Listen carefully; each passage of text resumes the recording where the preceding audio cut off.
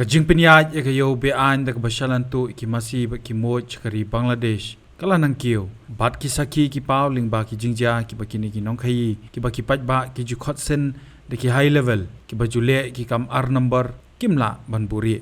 Kani ka kam ka bomla banburi kala pau perthai ka no phai singi jong ka khat ar trik unai lor ar jar psan. Ha ka baki paj ba ki lahab ban yaj na ka surok da ka bahab ban sma ye ka met ot jong wei moj ubakini ki nongle kambe an kila bret harod surok ki pajba da kichi sokya kila ring video bat ban shandoru lingba ka app GPS ban penchisha ya gani halor ka jinglap ka jongki yo moj balayap bat bala smap od hakashnong dobrajat kabade ka linti ban le chikashnong maulunong kabade ka shnong kabayo nam ya ka jingkho jongka bat kabade ka jaka kabakinong jongok kai perthai ki toj ban le kai kini ki pajba habaki pha ki video bat ki dor kila pensngau bakandi kala kata asyikat daya ki kum ki try snong khamtam me ka buram ka bakiyo bakum jo ka kot ka kya kinong leit nawan kila pensngau be ki moj hi umdan bari ya ki snong jongki kum ta lala ban pensisha be kani ka kam lale de ki brio ki baju khai ki masi bat ki moj shakari Bangladesh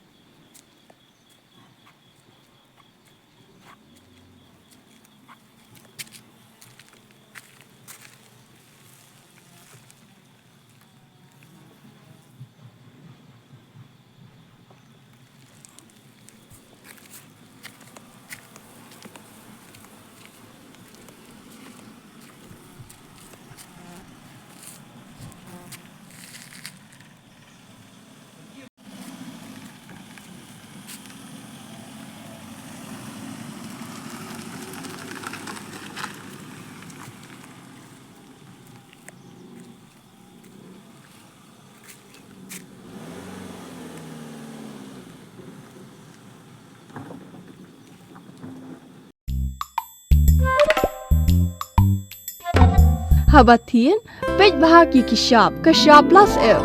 Ka plus F? Hakabam bangibam dunaki eki batay kamet. Namar kata habathiru atau kau kamlu ka umpnyang kadut pej ya kashab plus F hakajing som.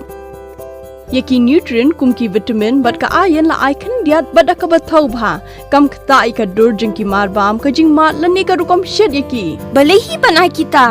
Kadon ka we kajing mentoy bakongsan. Kakot kakia. Ka nutrition bakam bha kajing im bakam bha pendon kam daki marba modon ka sharp plus F menta kasni lawan ra shapi lingba ko office jong commissionerate of food safety Meghalaya